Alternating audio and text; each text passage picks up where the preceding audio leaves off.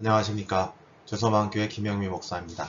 오늘도 우리 방송가족 여러분 그리고 주소만교회 믿음의 동역자 여러분들과 함께 그리스도 중심의 성경 공부 6번째 시간 그 2번째 부분으로 함께 말씀의 은혜를 나누고자 합니다. 우리가 어제 이렇게 했던 부분이 어디냐면 우리가 기드온에 대해서 했습니다. 그리고 기드온이 사사죠. 근데 사사는 구원자라는 뜻이고 판단자라는 뜻입니다. 이 사사, 근데 이 기드온으로 대표되는 사사들이 어떤 모습을 보였냐면 불완전한 모습을 보였죠. 불완전한 모습을 보였고 그리고 불완전한 순종을 했습니다. 불완전한 믿음과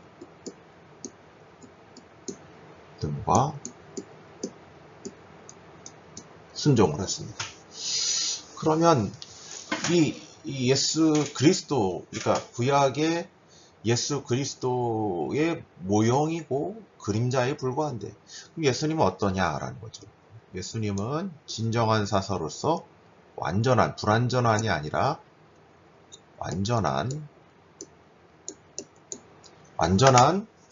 믿음과 순종을 가져서 하나님의 백성을 구원해내고 있는 것이죠. 오늘은 이 예수님에 대해서 살펴보고자 합니다. 다음 페이지입니다. 첫 번째 문제 보죠. 사사시대와 예수님의 시대를 비교해보자. 아래의 성경 말씀을 통해서 사사시대처럼 많은 고난과 어려움을 당하고 있는 오늘날의 사람들의 삶을 그려보자 라고 했습니다. 말씀을 살펴보겠습니다. 사사기 3장 7절에서부터 8절 말씀. 네, 7절 보죠. 이스라엘 자손이 여호와의 목전에 악을 행하여 자기들이 하나님 여호와를 잊어버리고 바알들과 아세라들을 섬긴지라. 하나님께서 이스라엘에게 진노하사 그를 메사 보다미아 왕 구산 리사다임 손에 파셨으므로 이스라엘 자손이 구산 리사다임을 8년을 섬겼더니 라고 말씀하고 있습니다. 이 모습이 여호와를 잊어버린 모습, 바알과 아세라를 섬기고 있는 모습. 그래서 어떻게 하냐면 하나님이 그 손에 파셨어요. 그리고 그 손에 파셨으므로 구산왕 리사다임을 8년을 섬기고 있었습니다. 이게 이제 보통 이 사사기에서 나타나는 패턴이죠.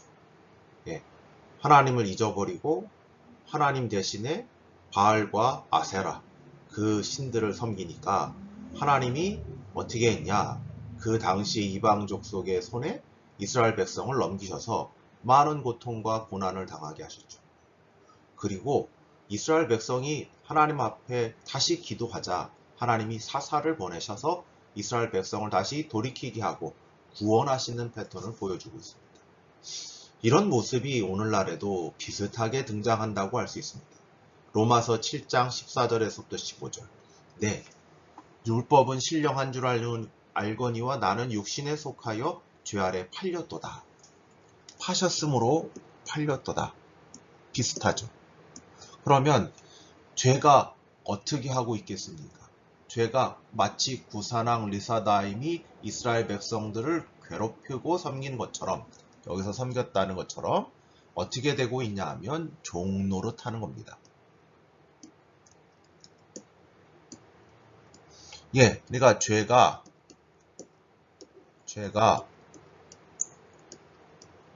왕노릇하고 그 속에 서 있는 사람들이 종노릇하고 있는 거죠. 그 노예 노릇하고 있는 모습이 15절인데 나의 행하는 것을 내가 알지 못하노니 곧 원하는 이것을 행하지 아니하고 미워하는 그것을 함이라 라고 되어 있죠. 다음 페이지 보겠습니다. 에베소서 2장 1절에서부터 3절. 이건 조금 더 폭넓은 말씀이에요. 허물과 죄로 죽었던 너희를 살리셨도다.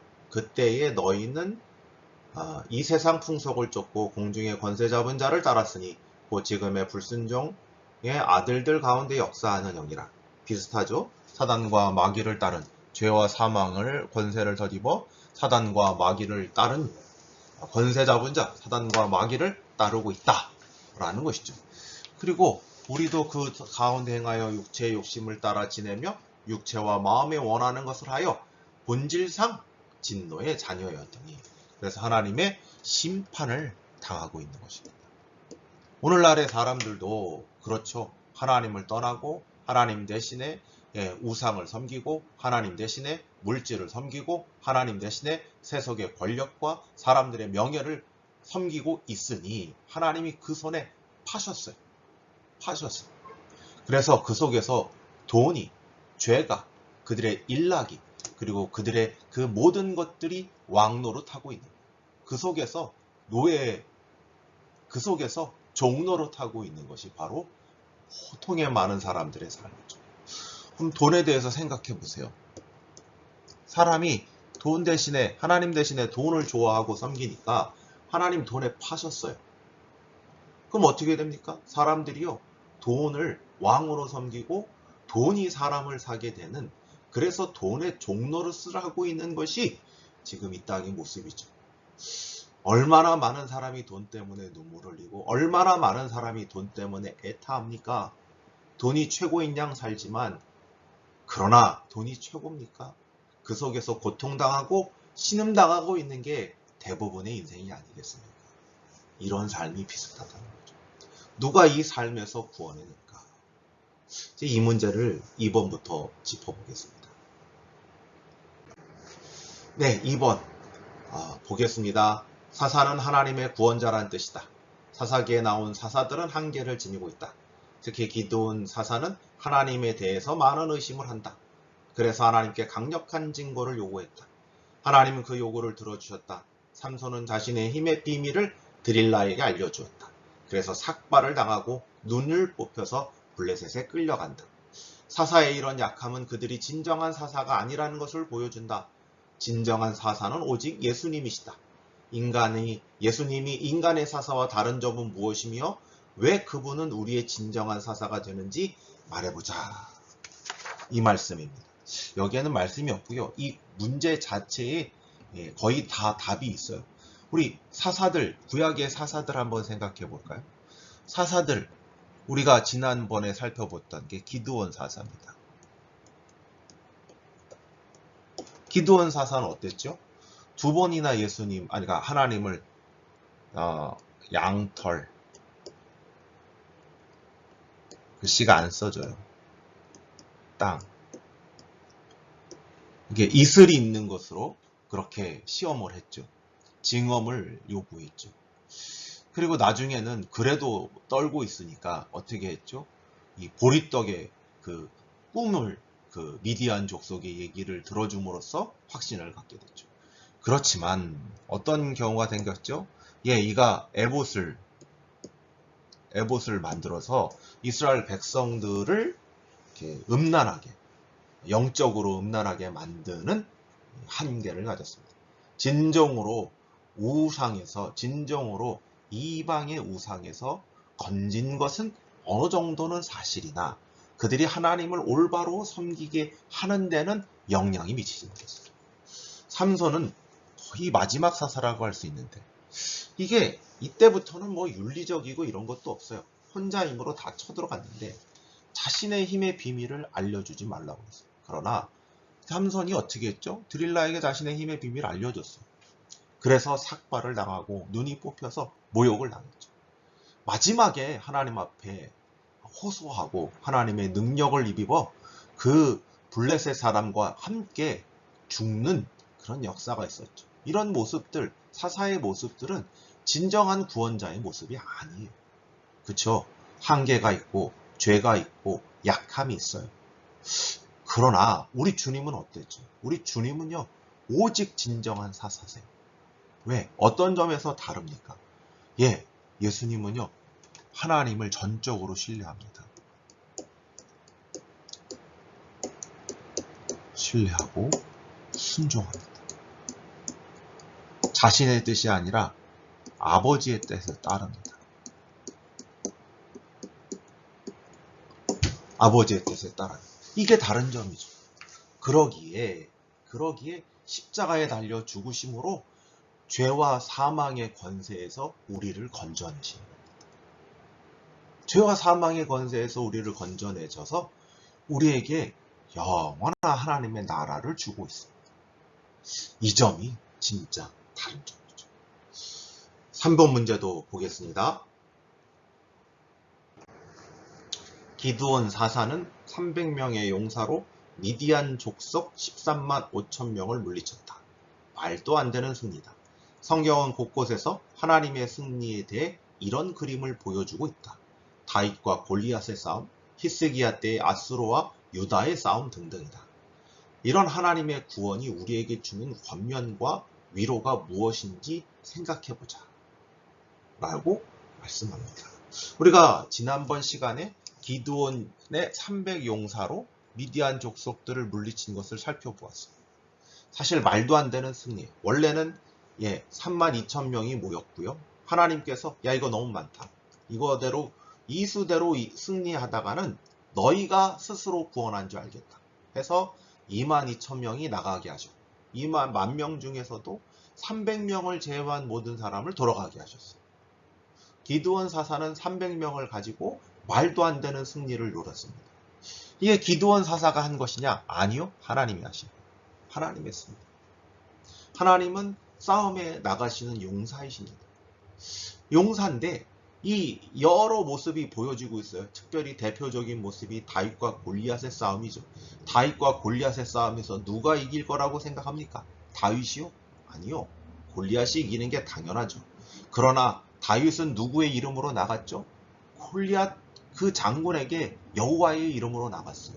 그러니까 이 싸움은 다윗과 골리앗의 싸움이기도 하지만 그보다 더 근본적으로 신학적으로 보자면 하나님과 골리앗의 싸움, 블레셋과의 싸움이죠. 그러면 누가 이기겠습니까? 당연히 하나님이 이기죠. 히스기야 때도 마찬가지죠. 아수르의 군대를 몰고 왔습니다. 랍사게가 와가지고 무슨 말을 합니까? 야, 너희 믿지 마라. 어떤 신이 아수르 대왕의 손에서 너희를 건져낼 수가 있겠느냐? 그러니 이 히스기야가 어떻게 했어요? 그걸 가지고 성전에 가서 이만저만 했습니다 하면서 하나님 앞에 하나님의 이름이 땅에 떨어졌으니 하나님 역사해 주셔서 저들을 물리쳐 주옵소서 라고 기도하지 않았습니까? 이럴 때 놀라운 승리를 거뒀죠. 성경에선 이런 역전과도 같은 말도 안 되는 승리를 보여주고 있어요. 이런 하나님의 구원이 우리에게 주는 권면과 위로가 있는 것입니다. 어떤 권면과 위로가 있을까요? 하나님은 하나님의 일을 하십니다. 하나님은 어떠한 경우에도 승리하십니다. 하나님은 지지 않습니다. 하나님은 반드시 하나님의 대적의 손에서 우리를 건져내실 것입니다. 우리가 진정한 우리의 대적이 뭐죠? 죄와 사망입니다. 하나님은 우리를 죄와 사망의 손에서 반드시 구원하실 것입니다. 반드시 이기실 것입니다. 어떻게 할 수 있죠? 예수 그리스도의 십자가로 할 수 있죠.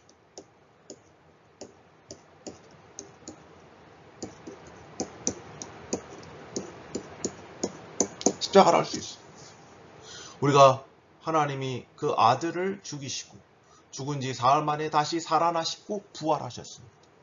그 부활케 하신 하나님께서 우리를 살리시지 않겠습니까? 그 어떠한 경우에라 할지라도 우리는 반드시 구원을 얻을 것입니다. 죄와 사망으로부터 영원한 승리와 구원을 하나님께서 주실 것입니다. 이것이 우리에게 주는 위로와 권면인 것입니다. 다음 문제 보겠습니다. 마지막 문제일 텐데요. 이것도 내용이 깁니다. 아브라함 언약은 약속의 자손과 약속의 땅을 하나님이 은혜로 주시겠다는 약속이다. 그리고 이것은 모세와 여호수아를 통해서 1차적으로 성취되었다. 하나님이 모세의 언약을 통해서 약속의 땅에서 약속의 백성으로 제사장 나라로 살아야 한다는 소명을 주셨다. 바로 십계명으로 대표되는 계명의 약속 모세 언약이다. 모세 언약에 순종하면 복을 받고 불순종하면 벌을 받는다. 사사시대에는 이스라엘의 불순종, 하나님의 징계, 사사를 통한 구원, 다시 불순종의 패턴을 보여준다. 사사기는 약속의 땅에서 율법이 주어졌지만 이스라엘 백성이 자기 마음대로 사는 모습, 그때 이스라엘에 왕이 없으므로 사람이 각기 자기 소견에 옳은 대로 행하였더라 라고 결론을 내린다. 이런 실패가 우리에게 주는 교훈은 무엇인가? 이와 같은 실패의 역사를 보면서 예수 그리스도가 진정한 사사가 되심을 생각해보자 라고 했습니다. 여기서 이제 쭉 얘기하는데 아브라함 언약도 했고요. 그 다음에 모세 언약도 했습니다. 그리고 사사기의 역사가 드러납니다. 그러면서 왕의 존재가 드러나죠. 이 요소를 생각해보면서 생각해봅시다. 다음 페이지입니다. 그래서 일부러 빈칸을 했는데 아브라함 언약 때문에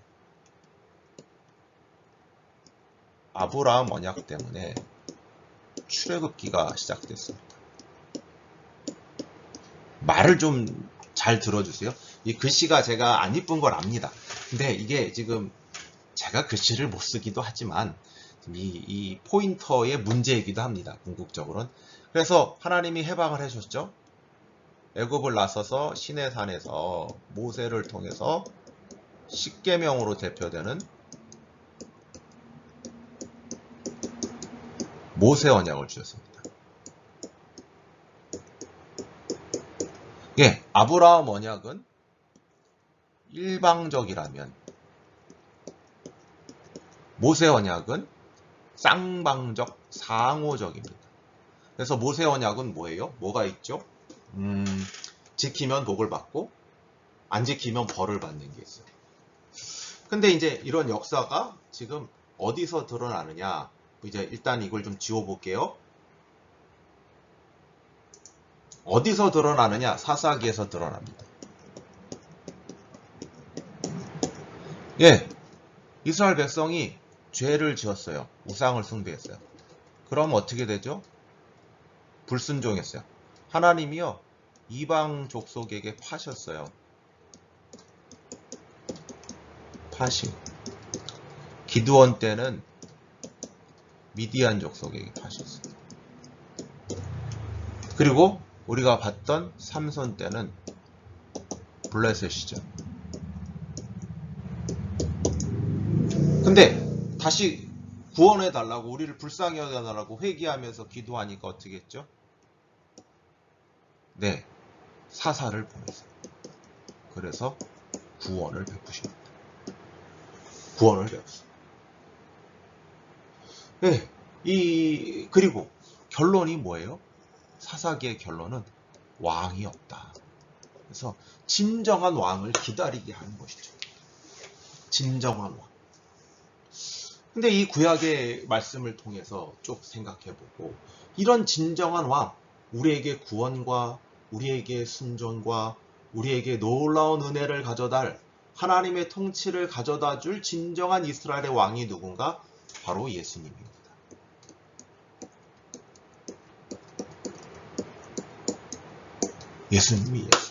예수님은 다윗의 자손으로 오셔서 정말 하나님께서 그 은혜의 언약, 그리고 자기 자신을 십자가에 달려 죽기까지 함으로 그 하나님께서 주시를 모든 복을 우리에게 주신 분이세요. 이 모든 사람의 모든 자기 백성의 죄를 대속하시는 분, 자기가 온전히 자기의 십자가의 죽음을 대제사장으로 제사드림으로 이스라엘 백성의, 그리고 그 진정한 참된 이스라엘 백성의 죄를 용서하시는 분이고, 그 영단번의 제사로서 우리의 죄를 완전히 대속하시는 분, 우리를 온전히 회복하시는 분이 바로 예수님이세요. 그래서 예수님이야말로 진정한 사사다라고 말씀드릴 수 있는 것입니다. 이번 시간은 여기까지 하겠습니다. 오늘 지금까지 함께해 주신 우리 주소망교회 믿음의 동역자님들과 방송가족 여러분 감사합니다. 다음에 뵙겠습니다.